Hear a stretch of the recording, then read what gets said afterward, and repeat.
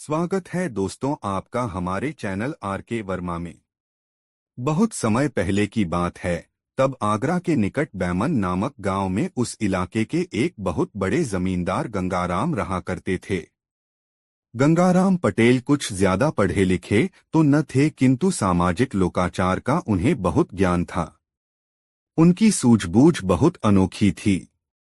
घटना को देखकर वह तत्काल उसका हल निकाल देते थे।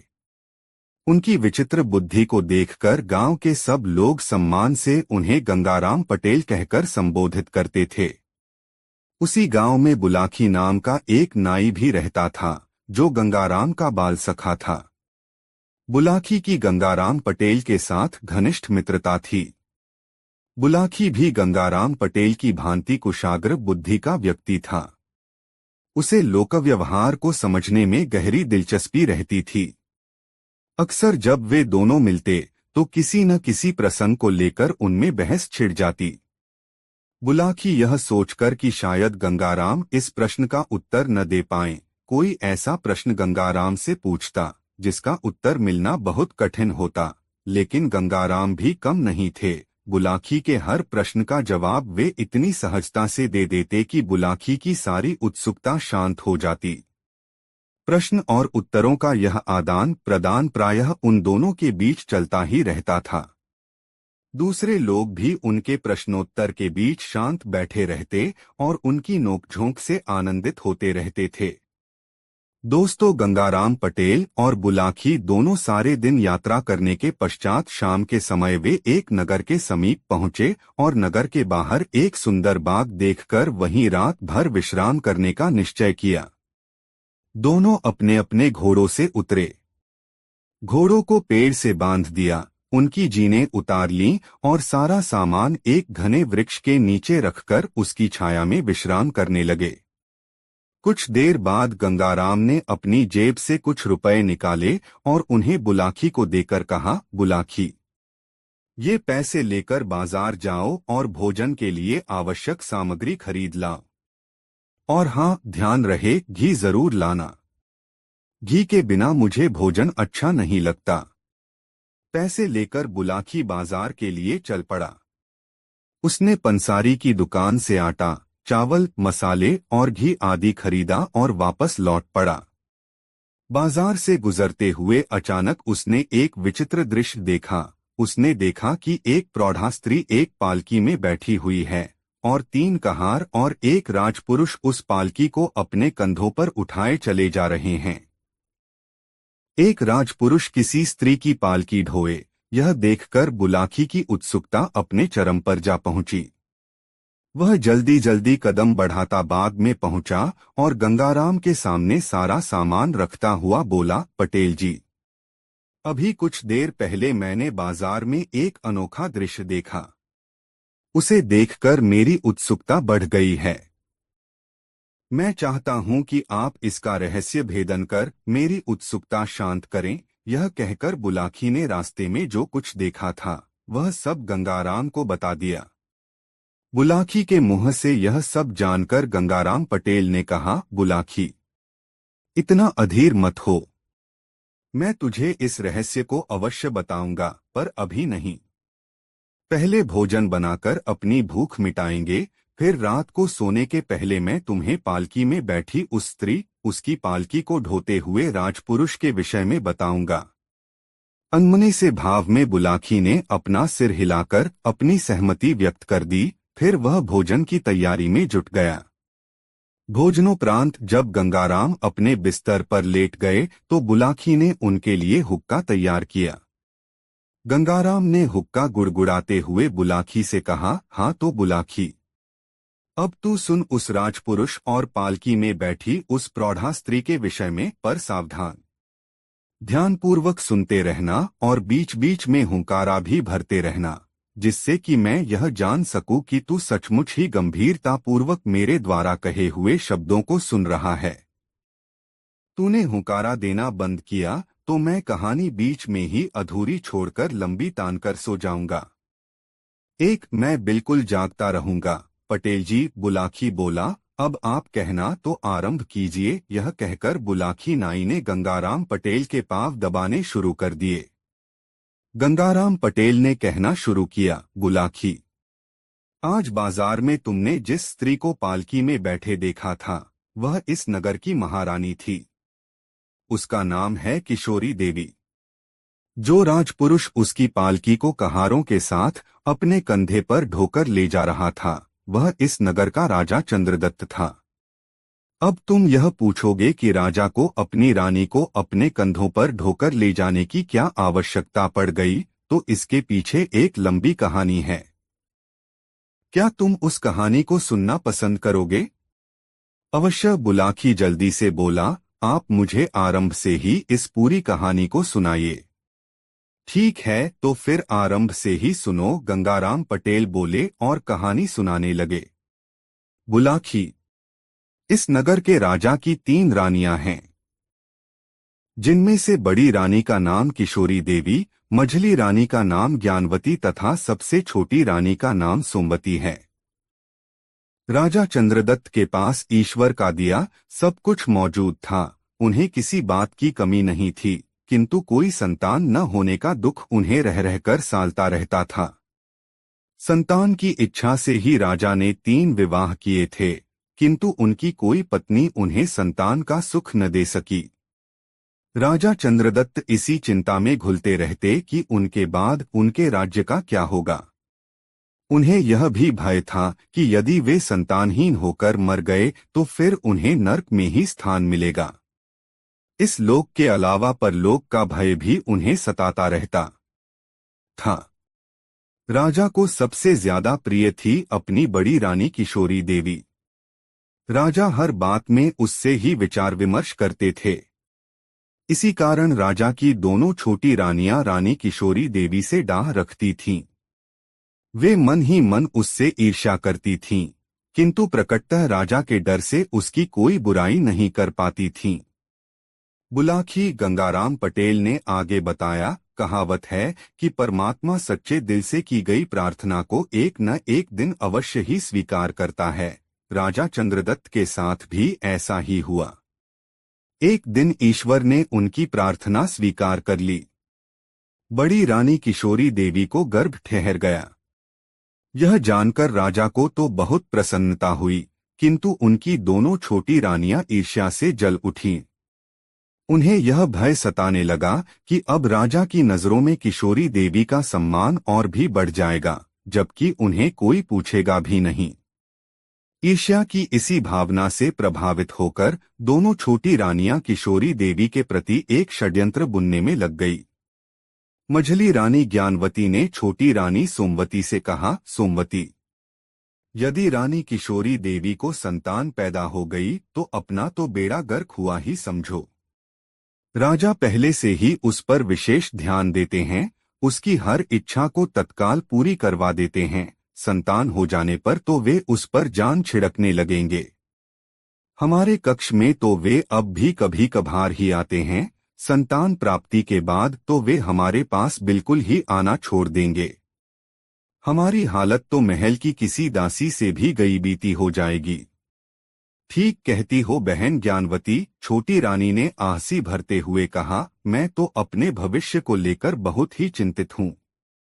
सोचती हूँ राजा की उपेक्षा का शिकार बनने से पहले ही राजमहल छोड़कर अपने मायके चली जाऊं तो बेहतर है। तुम्हारे मायके चले जाने से क्या इस समस्या का हल निकल आएगा? सोमवती, मेरी मानो तो यहीं डटी रहो और मेरे साथ मिलकर इस स्थिति का दृढ़तापूर्वक सामना करो। सुनो, इस समस्या का एक निदान मेरे मन में है। तुम साथ दो तो हम दोनों राजा की नजरों में फिर से सम्मान और प्यार प्राप्त कर सकती हैं। वह कैसे? बड़ी रानी किशोरी का राज्य से निष्कासन करवाकर मझली रानी ने सरगोशी करते हुए बताया, यदि किसी तरह किशोरी नाम का यह कंटक दूर हो जाए तो राजा फिर से हमें प्यार और सम्मान देना शुरू कर देंगे। हमारी खोई हुई प्रतिष्ठा हमें पुनः मिल जाएगी। पर यह सब संभव कैसे होगा? होगा सोमवती, जरूर होगा। तुम बस देखती जाओ, यह कहकर ज्ञानवती धीरे धीरे उसे अपनी योजना समझाने लगी। योजना के तहत एक दिन दोनों रानियों ने राजपुरोहित को अपने कक्ष में बुलवाया। उन्होंने उसका भरपूर स्वागत सत्कार किया, उसे स्वादिष्ट व्यंजन खिलाए। भोजन करके जब राजपुरोहित तृप्त हो गया, तब मझली रानी ने अपना मंतव्य उसे बताया। उनका मंतव्य जानकर राजपुरोहित भय से सिहर उठा। उसने कहा, मैं इस जघन्य कार्य में आप लोगों का साथ नहीं दूंगा। इतनी मुद्दत के बाद तो हमारे महाराज की इच्छा पूरी होने जा रही है। मैंने अगर इसमें व्यवधान डाला तो मुझे नर्क में भी जगह नहीं मिलेगी। बाद में जब राज्य के लोगों को इस बात का ज्ञान होगा तो हर जगह मेरी बेइज्जती होगी, लोग मुझ पर थूकेंगे, वे मुझे देशद्रोही करार देंगे। मैं राजा की नजरों से भी गिर जाऊंगा। हो सकता है राजा क्रोध में भरकर मेरा वध करने का ही आदेश दे डालें। नहीं नहीं, मुझे तो आप लोग क्षमा ही कर दीजिए, मैं इस कार्य को नहीं कर सकता। बात बिगड़ती देखकर मझली रानी ने पासा फेंका, राजपुरोहित जी, घबराइए नहीं। आज की दुनिया में सबसे बड़ी चीज है धन। इस काम के बदले हम आपको इतना धन देंगी कि फिर आपको राजा की नौकरी की आवश्यकता ही नहीं पड़ेगी। फिर आप तो स्वयं ही समझदार हैं, धन लेकर किसी दूसरे राज्य में चले जाना।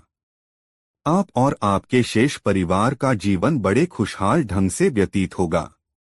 राजपुरोहित लालच में फंस गया। रानियों से 1,00,000 सोने की मोहरें लेकर वह उनके षड्यंत्र में शामिल हो गया।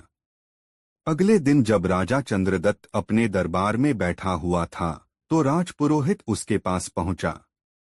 उसके चेहरे पर चिंता के भाव थे। उसे चिंतित देखकर राजा ने उससे पूछा, राजपुरोहित जी, क्या बात है, आज आप बहुत गंभीर और चिंतित नजर आ रहे हैं। क्या बताऊं महाराज, राजपुरोहित ने उदास स्वर में कहा, बात ही चिंता की है। कुछ हमें भी तो बताइए, हो सकता है हम आपकी चिंता का निवारण कर सकें, राजा ने कहा। महाराज, राजपुरोहित बोला, मेरी चिंता का विषय आपके परिवार को लेकर ही है। मैं सारी रात यह सोचकर परेशान होता रहा हूं कि इस बात को आपसे कहूं या नहीं। यदि ऐसी बात है तब तो आप हमसे उस बात को अवश्य ही कहें, राजा ने कहा। तो सुनिए महाराज, राजपुरोहित बोला, यह तो आपको मालूम ही है कि मुझे ज्योतिष का अच्छा ज्ञान है। अपने उसी ज्ञान से मैंने पता लगाया है कि आपका आगामी काल बहुत संकटग्रस्त रहेगा। आप निकट भविष्य में एक बहुत बड़ी विपत्ति में फंसने वाले हैं। वह किस कारण से, राजा ने आशंकित स्वर में पूछा। क्या हमारा कोई दुश्मन राजा हम पर हमले की तैयारी कर रहा है। नहीं महाराज, ऐसा कुछ नहीं है। ईश्वर की कृपा से आप इतने सक्षम हैं कि किसी भी दुश्मन के हमले को विफल करने की शक्ति आप में है। मेरी चिंता का कारण तो आपकी होने वाली संतान है। मेरी संतान? हम कुछ समझे नहीं राजपुरोहित जी, राजा ने व्यग्र स्वर में पूछा। आप हमें सारी बातें खुलकर और विस्तार पूर्वक बताइए। राजन, आपकी बड़ी रानी के गर्भ में जो शिशु पल रहा है वह आपके लिए बहुत अनिष्टकारी है। मेरा ज्योतिष ज्ञान कहता है कि उसके जन्म के बाद जैसे ही आप उस शिशु का मुंह देखेंगे, आपके नेत्रों की ज्योति चली जाएगी। आप हमेशा के लिए अंधे हो जाएंगे महाराज। यही मेरी चिंता का विषय है। ओह, राजा ने यह बात सुनकर एक लंबी सांस भरी। फिर उसने चिंतातुर स्वर में राजपुरोहित से कहा, राजपुरोहित जी, हम अंधे बनकर जीवन व्यतीत करना नहीं चाहते, लेकिन हम यह भी नहीं चाहते कि हम अपनी औलाद के सुख से वंचित रहें। क्या कोई ऐसा उपाय नहीं है जिससे कि हम अंधे भी न हो और अपने पुत्र सुख को भी प्राप्त कर सकें? उपाय तो है महाराज, किंतु आप उस उपाय को कर पाएंगे इसमें संदेह है, राजपुरोहित ने कहा। आप उस उपाय को बताएं, हम उस पर अमल करने की कोशिश करेंगे। महाराज, राजपुरोहित बोला, उपाय यह है कि संतान पैदा होने से पहले ही आप अपनी रानी का त्याग कर दें। वह राज्य के बाहर जाकर अपनी संतान को जन्म दे। इस प्रकार न तो आप अपने पुत्र का मुख देख सकेंगे, दूसरे आप पर निर्वंशी होने का कलंक भी मिट जाएगा। राजा राजपुरोहित के ऊपर बहुत विश्वास करता था, अतः उसने राजपुरोहित की बात सच मान ली। एक दिन उसने रानी से किसी तीर्थस्थल पर जाने का बहाना बनाया और उसे साथ लेकर चल पड़ा। रास्ते में एक भयानक जंगल आया। वहां उसने अपनी गर्भवती रानी को सोते हुए छोड़ दिया, साथ ही उसके पास अपना एक पत्र भी छोड़ दिया, जिसमें लिखा था, अब तुम स्वतंत्र हो और जहां तुम्हारा जी चाहे जा सकती हो। दोस्तों, यह कहानी आपको कैसी लगी कमेंट में जरूर बताएं। रानी जब जागी और अपने पास अपने पति को न पाया तो वह भयभीत होकर क्रंदन करने लगी और उसका नाम ले लेकर पुकारने लगी।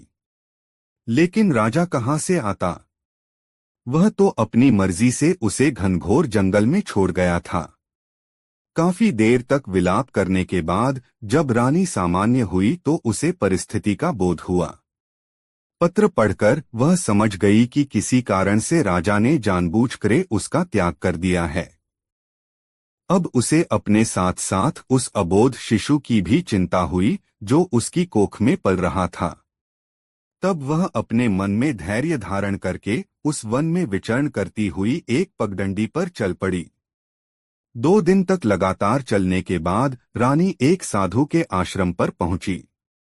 प्रसव भार से दबी एक महिला को घनघोर जंगल में बने अपने आश्रम में देखकर साधु की आश्चर्य से आंखें फैल गईं। उसने किशोरी से वहां पहुंचने का कारण पूछा तो उसने रोकर सारी बातें साधु को बता दीं।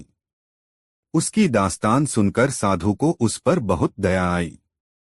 उसने किशोरी से कहा, बेटी, अब तुम्हें कहीं और भटकने की आवश्यकता नहीं है। तुम आराम से यहाँ रहकर अपनी संतान को जन्म दो। मैं तुम्हारी हर संभव सहायता करूंगा। कुछ समय बाद जब रानी का गर्भकाल पूरा हुआ तो उसने एक पुत्र को जन्म दिया। साधु ने उस बालक का नाम रखा विशाल।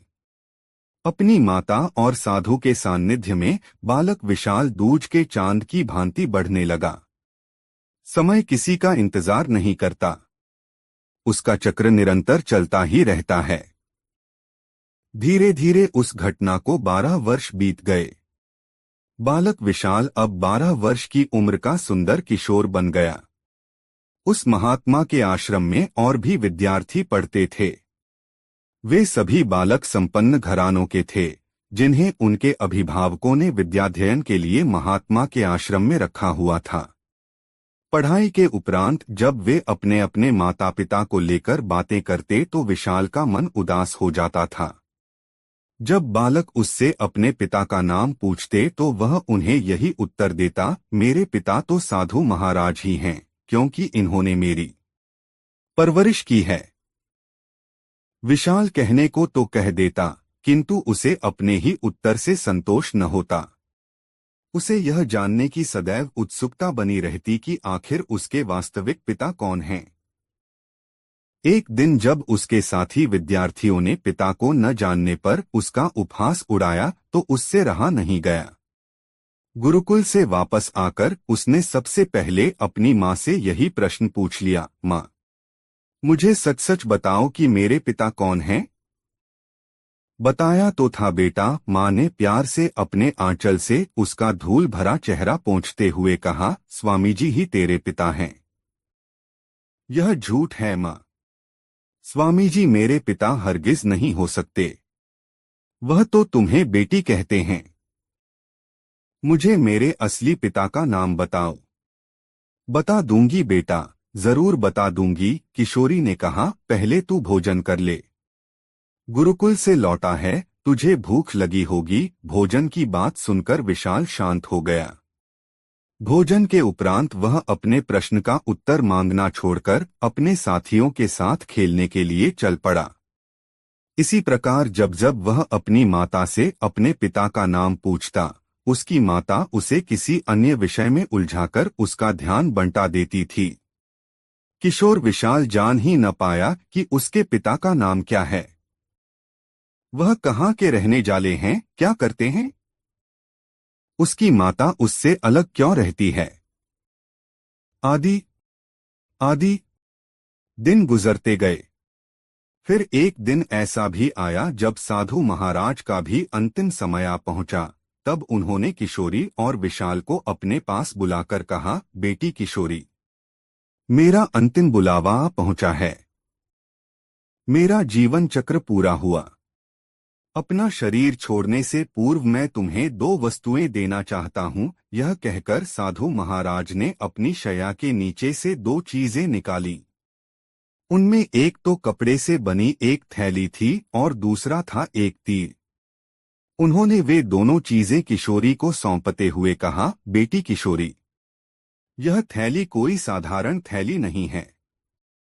यह मंत्रपूरित थैली है जिसे मैंने बड़ी कठिन साधना के बाद अपने गुरु से प्राप्त किया था। इसकी विशेषता यह है कि इसमें रखा धन कभी समाप्त नहीं होता। इस थैली से दिन में एक बार तुम जितना भी धन मांगोगी तुम्हें प्राप्त हो जाएगा। और इस तीर की विशेषता यह है कि इसका लक्ष्य कभी चूकता नहीं है। धनुष पर चढ़ाकर तुम जिस पर भी लक्ष्य करके इसे छोड़ोगे, यह तीर अवश्य उसे वेध डालेगा, भले ही वह लक्ष्य कितना ही भारी, विशाल और मजबूत क्यों न हो। वे दोनों चीजें किशोरी और विशाल को सौंपकर साधु महाराज ने अपना शरीर छोड़ दिया। साधु महाराज के ब्रह्मलीन हो जाने से मां बेटे दोनों पर जैसे पहाड़ टूट पड़ा। वे दोनों अपने को असहाय सा महसूस करने लगे। उनके नेत्रों से आंसुओं की झड़ी बहने लगी। फिर जब दोनों कुछ सामान्य हुए तो उन्हें अपने कर्तव्य का बोध हुआ। उन्होंने अपने उपकारक के लिए एक चिता तैयार की और उनका शव दाह कर दिया। साधु महाराज की मृत्यु के बाद मां बेटे दोनों का मन वहां से उचाट हो गया। अतः उन्होंने आश्रम को छोड़ा और नगर में रहने की इच्छा से वहां से चले आए। उन्होंने राजा चंद्रदत्त के इस नगर के ही समीप की एक बस्ती में एक मकान खरीदा और उसी में रहने लगे। इस प्रकार उस मकान में रहते हुए उन्हें 5 वर्ष बीत गए। इतनी कहानी सुनाकर गंगाराम पटेल ने कुछ देर के लिए विराम लिया, फिर आगे बोले, बुलाखी, अब तू राजा चंद्रदत्त का हाल सुन कि इतने दिनों में उसका क्या हुआ। किशोरी की अनुपस्थिति में मझली रानी ज्ञानवती ने उस पर ऐसी मोहिनी डाल दी कि वह बस उसी का होकर रह गया। रानी ज्ञानवती उसे अपनी उंगलियों पर नचाने लगी। वह जो कुछ भी कहती, जैसा करने को कहती, राजा तत्काल उसकी इच्छा का परिपालन करता था। राजा का यह हाल हो गया कि उसने दरबार जाना ही बंद कर दिया और राजकार्य का सारा दायित्व एक तरह से मंत्रियों के हाथों में सौंपकर दिनरात रानी ज्ञानवती के कक्ष में ही पड़ा रहता था। यह सब देख देख कर रानी सोमवती मन ही मन कुढ़ती रहती, क्योंकि राजा ने एक तरह से उसे पूरी तरह उपेक्षित कर दिया था। बुलाखी, कहावत है कि सहन शक्ति की भी एक सीमा होती है। राजा द्वारा की जा रही अपनी उपेक्षा से जब सोमवती के सब्र का बांध टूट गया तो उसने अपने शरीर की आग बुझाने का एक दूसरा तरीका ढूंढ लिया। उसने राज्य के रक्षा मंत्री के साथ अनैतिक संबंध स्थापित कर लिए और महल की बहुत सी अंतरंग बातें उसे बता दीं। राज्य का रक्षा मंत्री एक महत्वाकांक्षी व्यक्ति था। रानी का सहयोग मिला तो वह स्वयं उस राज्य को हथियाने का षड्यंत्र रचने लगा। रक्षा मंत्री ने पड़ोसी राज्य के राजा के पास अपना गुप्त संदेश भेजा कि आप इस राज्य पर हमला करें, मैं अपनी सेना को आदेश दे दूंगा कि वह सही मौके पर आपकी सेना के सामने हथियार डाल दे। इस तरह यह राज्य शीघ्र ही आपके अधिकार में आ जाएगा। तब हम दोनों मिलकर इस राज्य का बंटवारा कर लेंगे। पड़ोसी राजा ने चंद्रदत्त के रक्षा मंत्री का वह प्रस्ताव खुशी खुशी स्वीकार कर लिया। फिर एक दिन उचित अवसर जानकर चंद्रदत्त के राज्य पर हल्ला बोल दिया। राजा चंद्रदत्त उस समय रानी ज्ञानवती के रनिवास में थे जब एक घबराए हुए प्रहरी ने राजा के पास पहुंचकर यह सूचना दी, अन्नदाता, गजब हो गया। पड़ोसी दुश्मन राजा ने अचानक हमारे राज्य पर चढ़ाई कर दी है। नगर में अफरातफरी फैल गई है। नागरिक अपना अपना सामान लेकर नगर से पलायन कर रहे हैं। पूरे नगर में दहशत फैली हुई है। प्रहरी के मुंह से यह बात सुनकर राजा कुछ क्षण के लिए भौंचक्का रह गया, लेकिन फिर तत्काल ही उठकर बाहर आया और शत्रु का मुकाबला करने की तैयारियां करने लगा। उसने आनन फानन में अपनी सेना तैयार की और दुश्मन के सामने जा डटा। दोनों सेनाएं एक दूसरे के साथ भिड़ गईं। भयंकर मारकाट शुरू हो गई, लेकिन कुछ ही समय बाद युद्ध का दृश्य बदल गया। पूर्व योजनानुसार रक्षा मंत्री ने जाकर राजा के सेनापति से कहा, सेनापति, क्यों व्यर्थ में अपने सैनिकों को मरवा रहे हो? दुश्मन की सेना बहुत बड़ी है, उसके पास हमसे अच्छे हथियार हैं। बेहतर यही है कि सेना को हथियार डालने के आदेश दे दो। नहीं मंत्री जी, मैं एक सैनिक हूं। मैं और मेरी सेना जीते जी हथियार नहीं डालेगी। हम लोग देशभक्त हैं। शत्रु हमारी लाशों को लांघकर ही हमारे राज्य में दाखिल हो सकेगा। हमारे जीते जी तो यह कतई नामुमकिन है, सेनापति ने दृढ़ स्वर में कहा। लेकिन मैं इस राज्य का रक्षा मंत्री हूं। देश की सारी सेना मेरे अधीन है। अतः मैं तुम्हें आदेश देता हूं कि जैसे मैंने कहा है तुम वैसा ही करो। मैं व्यर्थ में राज्य के नौजवानों को मरवाना पसंद नहीं करता। रक्षा मंत्री की आज्ञा सुनकर सेनापति विवश हो गया। उसने बुझे मन से सेना को हथियार डालने का आदेश दे दिया। राजा चंद्रदत्त ने, जो स्वयं एक छोर पर शत्रु सेना से लोहा ले रहा था, जब अपने सैनिकों को शत्रु सेना के सामने हथियार डालते देखा तो उसे बड़ा आश्चर्य हुआ।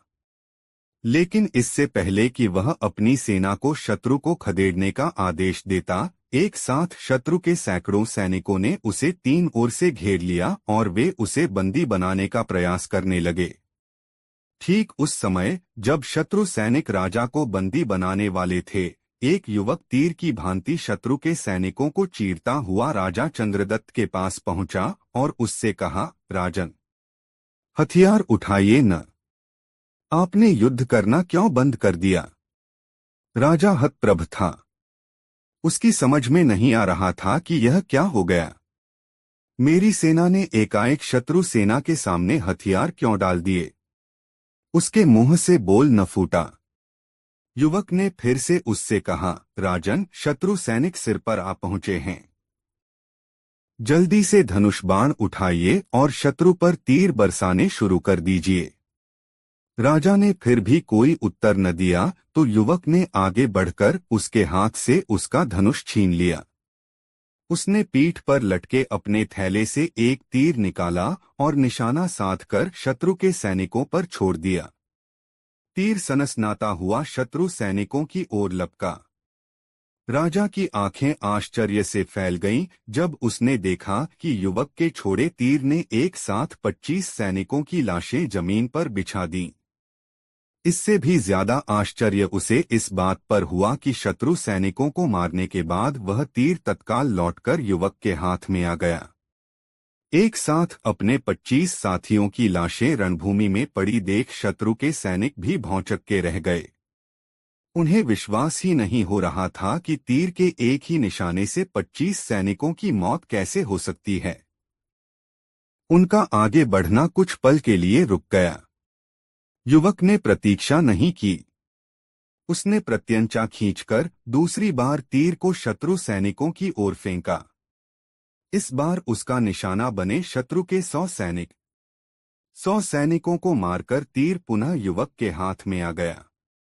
युवक ने तीसरी बार जब तीर को शत्रुओं की ओर फेंका तो इस बार उसने शत्रु के 500 सैनिकों का वध कर डाला। फिर वह लौटकर पुनः युवक के हाथ में पहुंच गया।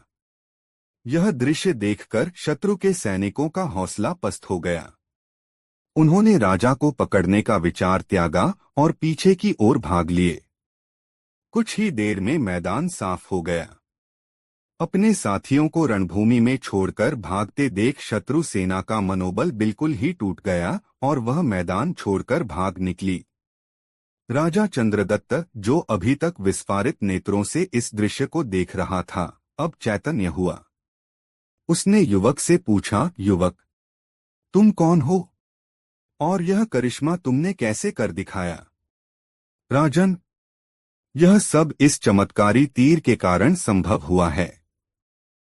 यह तो मात्र कुछ हजार सैनिकों की सेना थी, इससे भी कहीं बड़ी सेना सामने होती तो यह तीर उस सेना के भी तमाम सैनिकों का वध कर डालता। कहते हुए युवक ने अपना तीर राजा को दिखाया। राजा चंद्रदत्त उस युवक का बहुत आभारी था। आथ उससे कहा, युवक, मैं तुम्हारी बहादुरी से बहुत खुश हूँ। अगर तुम सही समय पर न पहुंचते तो यकीनन शत्रु सैनिक मुझे गिरफ्तार कर लेते। तब या तो मुझे मार दिया जाता अथवा शत्रु की जेल में डाल दिया गया होता। मैं तुम्हारा आभार प्रकट करता हूँ, कृपा कर मेरे साथ नगर चलो। युवक प्रसन्नता के साथ उसके साथ चलने के लिए तैयार हो गया। इतनी कहानी सुनाकर गंगाराम पटेल ने बुलाखी नाई से पूछा, बुलाखी, क्या तुम समझ गए हो कि कौन था वह युवक? हाँ पटेल जी। विशाल के अलावा और कौन हो सकता था वह युवक? और वह तीर जिससे उसने इतनी विशाल संख्या में शत्रु मार डाले थे, उन्हीं साधु महाराज का दिया हुआ था, जिसे उन्होंने अपने ब्रह्मलीन होने से पहले विशाल को दिया था। बिल्कुल सही समझे, वह युवक विशाल ही था।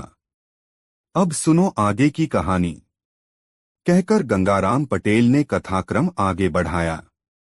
बुलाखी। युवक के आभार से दबा राजा चंद्रदत्त उसे अपने महल में ले आया, जहां उसने युवक का खूब स्वागत सत्कार किया। उसे एक उच्च आसन प्रदान किया, फिर पूछा, युवक, अब मुझे अपना नाम बताओ। यह भी बता दो कि तुम्हारे माता पिता कौन हैं? तुम कहाँ रहते हो?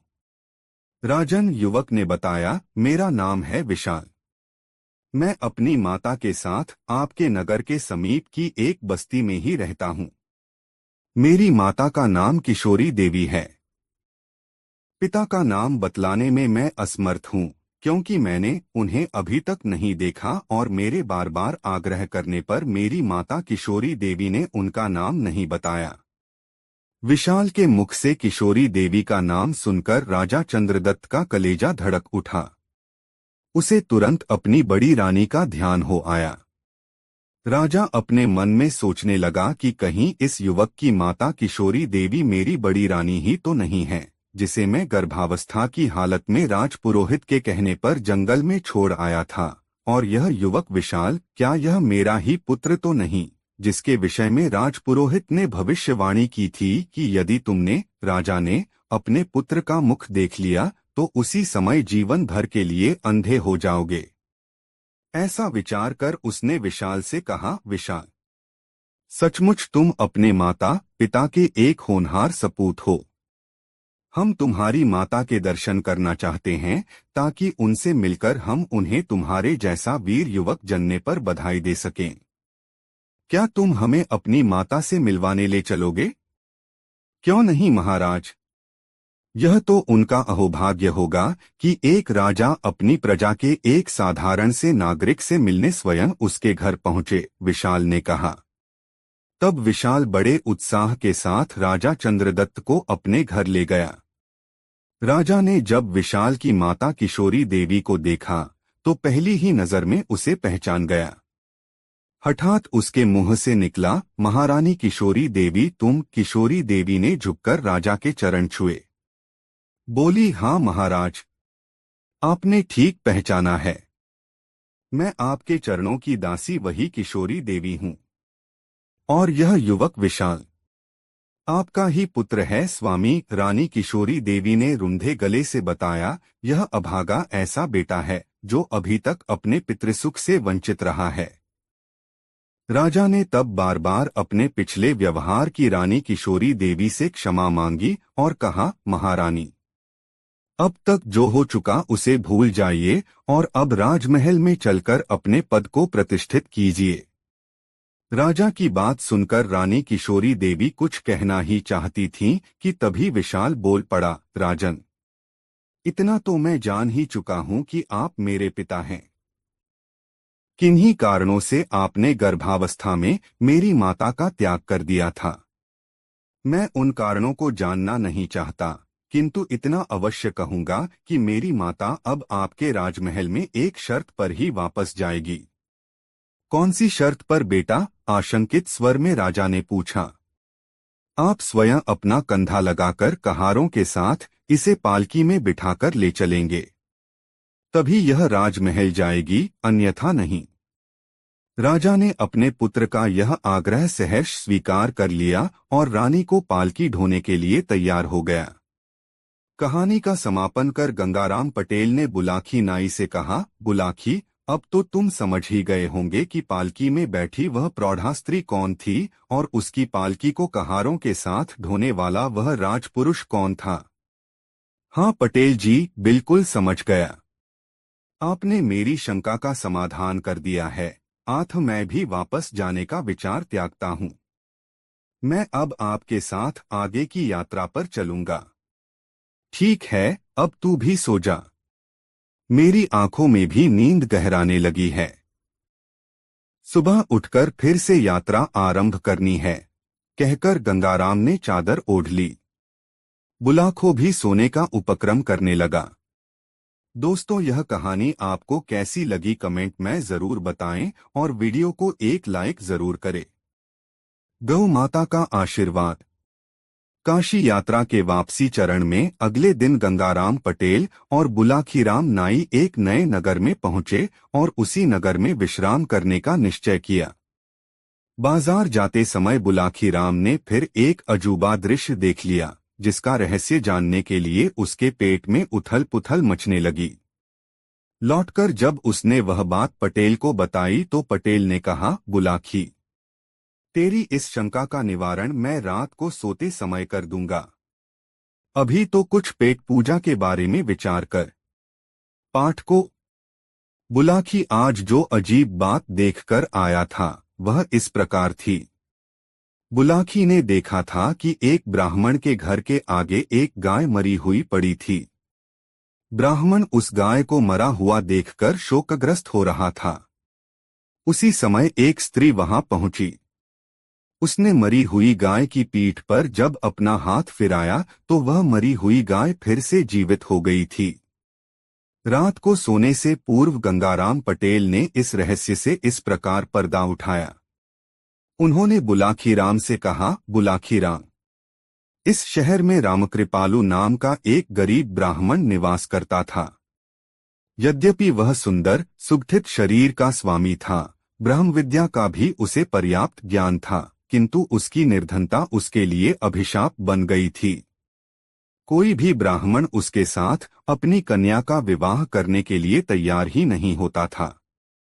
बेचारा रामकृपालु एक अविवाहित जीवन गुजार रहा था।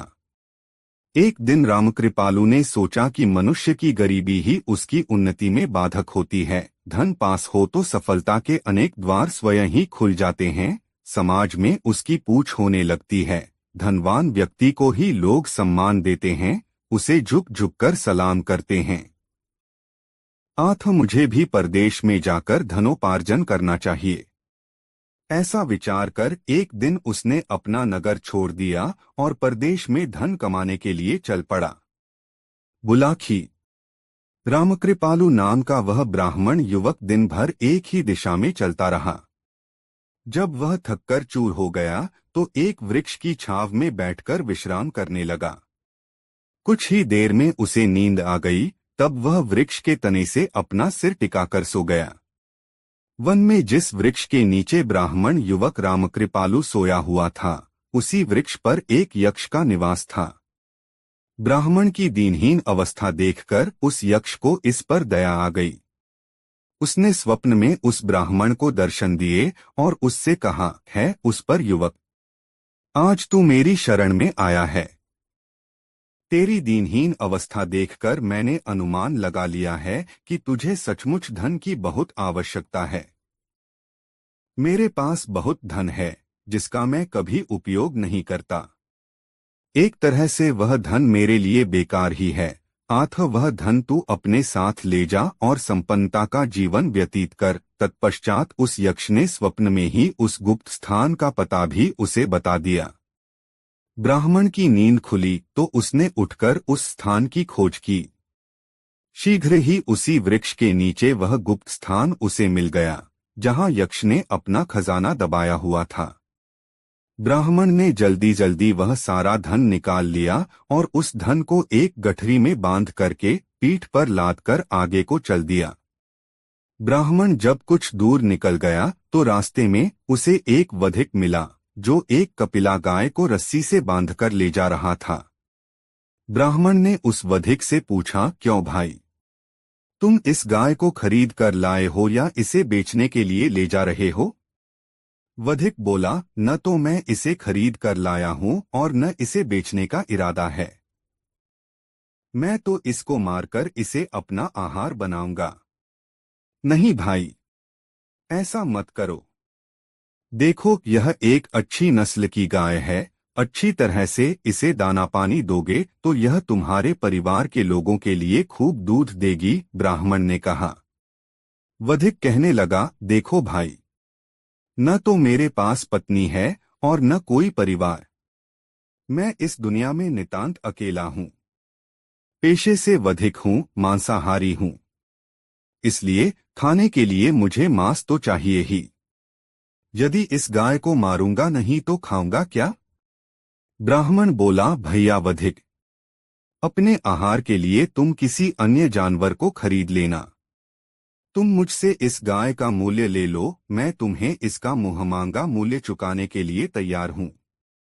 ठीक है भाई, वधिक बोला, तुम यदि इतनी जिद कर रहे हो तो चुका दो इसका मूल्य। मैं 1000 रुपयों के बदले तुम्हें यह गाय सौंप दूंगा। ब्राह्मण ने अपनी गठरी से रुपए निकालकर उस वधिक को दे दिए। वधिक खुशी खुशी गाय को उसे सौंपकर अपने रास्ते चला गया। वधिक के चले जाने के बाद ब्राह्मण ने उस गाय की पीठ को प्यार से सहलाया और बोला, हे गौ माता, अब तुम आजाद हो। मैंने उस वधिक से तुम्हें स्वतंत्र करा लिया है। अब तुम जहां जाना चाहो खुशी से जा सकती हो। यह सुनकर उस गाय ने मानवी भाषा में कहा, हे पुत्र, अब मैं तुझे छोड़कर कहां जाऊंगी? तू मुझे अपने साथ ही ले चल। तेरे घर में रहकर जो भी हरा सूखा चारा तू मुझे देगा, मैं उसी को खाकर संतुष्ट हो जाया करूंगी। एक गाय को अपनी भाषा में बोलते देख ब्राह्मण को बहुत आश्चर्य हुआ। उसने पूछा, हे गाय माता, यह कैसा चमत्कार है? तुम एक गाय होते हुए भी मानवी भाषा कैसे बोल लेती हो? गाय बोली, हे पुत्र, पूर्वजन्म में मैं एक यक्ष कन्या थी। एक बार मैं अपनी सखियों के साथ वन विहार को गई। वहां हम लोगों ने एक रमणीक स्थान देखा। वहां एक सरोवर था। हम सबने अपने अपने वस्त्र उतारकर सरोवर के तट पर रख दिए और जल में उतरकर अटखेलियां करने लगीं। तभी न जाने कैसे वायु का एक प्रचंड झोंका आया और तट पर रखे हमारे वस्त्र उड़ गए। कुछ ही दूरी पर एक शिला के पीछे बैठे एक मुनि समाधि लगाए तपस्या कर रहे थे। हमने उन्हें नहीं देखा था। देखती तो वहां स्नान करने का विचार ही नहीं करती। हे पुत्र, मेरे दुर्भाग्य से मेरा अंतर्वस्त्र उड़कर उन्हीं मुनि के चेहरे से जा टकराया। इससे उन मुनि महाराज की समाधि भंग हो गई। उन्होंने क्रोधित होकर यह शाप दे दिया कि जिस भी स्त्री का यह अंतर्वस्त्र है उसने मेरी समाधि में व्यवधान डाला है, अतः मैं उसे इसी क्षण से गाय बन जाने का शाप देता हूँ। बस उसी क्षण से मैं गाय बन गई और वन वन घूमती हुई अपने शाप के दिन गुजारने लगी। आज जब मैं वन में अपना आहार खोज रही थी तो न जाने कैसे इस वधिक की निगाह में आ गई। इस दुष्ट ने मुझे पकड़कर रस्सी से बांध लिया और अपने साथ ले आया। सौभाग्यवश रास्ते में तुम मिल गए और तुमने मुझे उस वधिक के चंगुल से आजाद करा लिया, नहीं तो वह दुष्ट आज मुझे निश्चित रूप से मार ही डालता। गाय की राम कहानी सुनकर ब्राह्मण को उस पर बहुत दया आई। वह बोला, हे गाय माता, तुम्हारी कहानी तो बड़ी ही विचित्र है। अब मुझे यह बता दो कि तुम किस तरह से उस मुनि के शाप से मुक्त हो सकती हो। हो सकता है इस विषय में मैं ही तुम्हारी कुछ सहायता कर सकूं। गाय कहने लगी, हे दयालु युवक, मेरे शाप का समय बस समाप्त होने को है, लेकिन यह शरीर छोड़ने से पूर्व मैं तुम्हारा भी कुछ भला कर जाना चाहती हूँ। कैसे करोगी मेरा भला? ब्राह्मण ने पूछा। जब तुम मुझे अपने घर पर लेकर पहुंचोगे और जैसे ही मैं तुम्हारी देहरी पर अपना पहला कदम रखूंगी, बस उसी घड़ी मेरा प्राणांत हो जाएगा। तत्पश्चात एक सुंदर सी युवती वहां आकर मेरा स्पर्श करेगी। जैसे ही वह मेरे मृत शरीर पर अपना हाथ रखेगी, मैं पुनः जीवित हो जाऊंगी। मेरे दयालु बेटे, वह युवती ही तुम्हारी पत्नी बनेगी। तुम उससे विवाह कर लेना और एक सुखी संपन्न जीवन व्यतीत करना। गाय की बातों पर विचार करता हुआ ब्राह्मण गाय को लेकर अपने घर आ गया। फिर वैसा ही हुआ जैसा गौ माता ने उसे बताया था। जैसे ही गाय ने उसकी देहरी पर अपना पहला कदम रखा, गाय लड़खड़ाई और वहीं गिरकर दम तोड़ गई। ब्राह्मण अभी विस्मय से उसे देख ही रहा था कि तभी एक सुंदर युवती वहां आ पहुंची और वह नीचे झुककर गाय के शरीर पर अपना हाथ फिराने लगी। उस युवती के स्पर्श से गाय के शरीर में पुनः प्राण लौट आए और वह जीवित होकर उठ खड़ी हुई। सोहे बुलाखी, आज तू जिस विचित्र दृश्य को देखकर आया है, वह यही दृश्य था। अब बोल, तेरी शंका का निवारण हुआ है या नहीं? पटेल ने पूछा।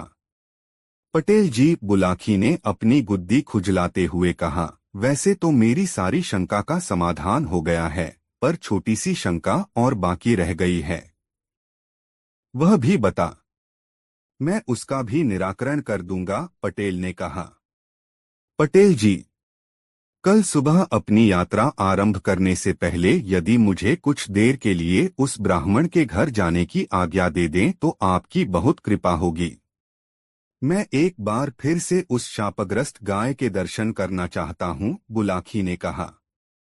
भाई बुलाखी, पटेल बोले, तुझे वह गाय देखने से मैं रोकूंगा नहीं। बेशक सुबह जाकर उसे देख लेना, लेकिन वह गाय अब तुझे वहां मिलेगी नहीं।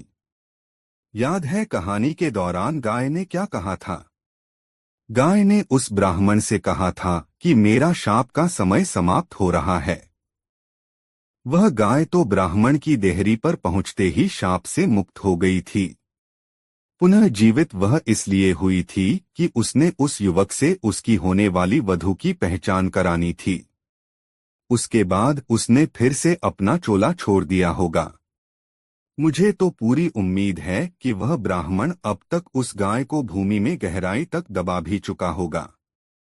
फिर भी विश्वास न हो तो जाकर अपनी आंखों से इस सच्चाई की परख कर लेना। मेरी तरफ से आज्ञा है। इतना कहकर पटेल ने इस कहानी का समापन कर दिया और सोने की तैयारी करने लगे। उन्होंने एक बार फिर से हुक्का गुड़गुड़ाने की कोशिश की, किंतु तब तक चिलम में रखे अंगारे बुझ चुके थे। पटेल ने निगाली का मुंह फेरा और चादर उठाकर ओढ़ ली। कुछ ही देर बाद उसके खर्राटे गूंजने लगे। दोस्तों, गंगाराम पटेल और बुलाखी राम नाई की यह कहानी आपको कैसी लगी कमेंट में जरूर बताएं। ऐसी और नई मजेदार कहानी सुनने के लिए हमारे चैनल आरके वर्मा को सब्सक्राइब जरूर कर ले और यह वीडियो अपने मित्रों को जरूर शेयर करें। वीडियो देखने के लिए धन्यवाद।